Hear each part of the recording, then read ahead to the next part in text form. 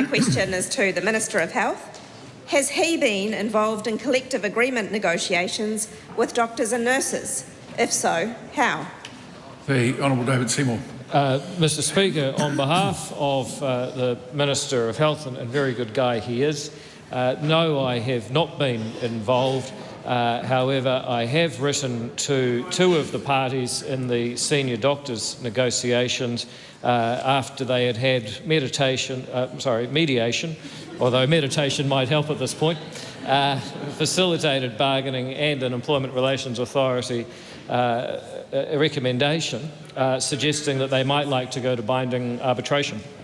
The Honourable Dr. Shapiro. Why did he directly intervene in senior doctors' bargaining to argue for binding arbitration, and has his intervention delayed a settlement?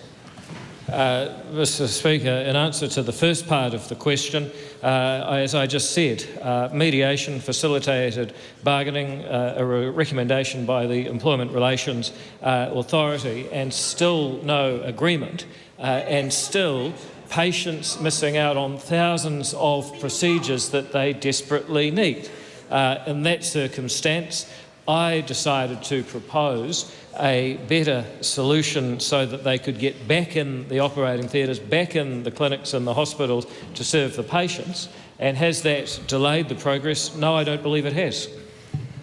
Supplementary, why did he agree to an order in council changing employer responsibilities and the bargaining team during NZ&O bargaining, and could this action have delayed a settlement?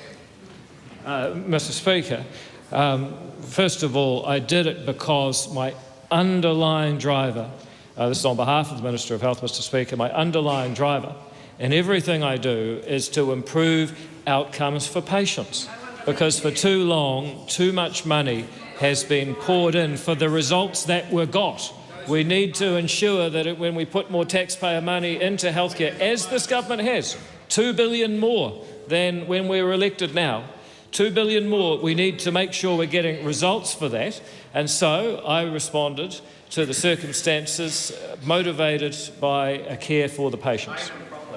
Did he or his office direct Health New Zealand to withhold official information related to safe staffing levels sought by the Nurses Union in relation to their pay claim?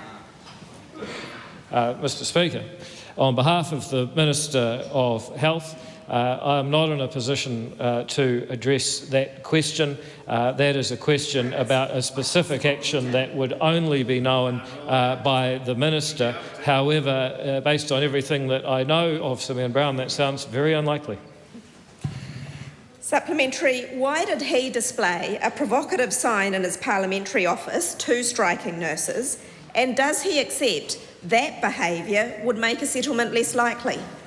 Mr Speaker, on behalf of the Minister of Health, it is the member's characterisation that it was provocative. However, I would say that alerting people to the welfare of patients is actually the core job of the Minister of Health. And when I hear that that could somehow delay a settlement, let's just consider for a moment what this Labor member is suggesting. They're suggesting that because the Minister of Health put a sign advocating for the rights of patients on his own electorate office door, nurses would strike for longer and deny patients more care. I mean, I think the public can make up their mind for themselves. That's an absurd proposition from the Labor Party.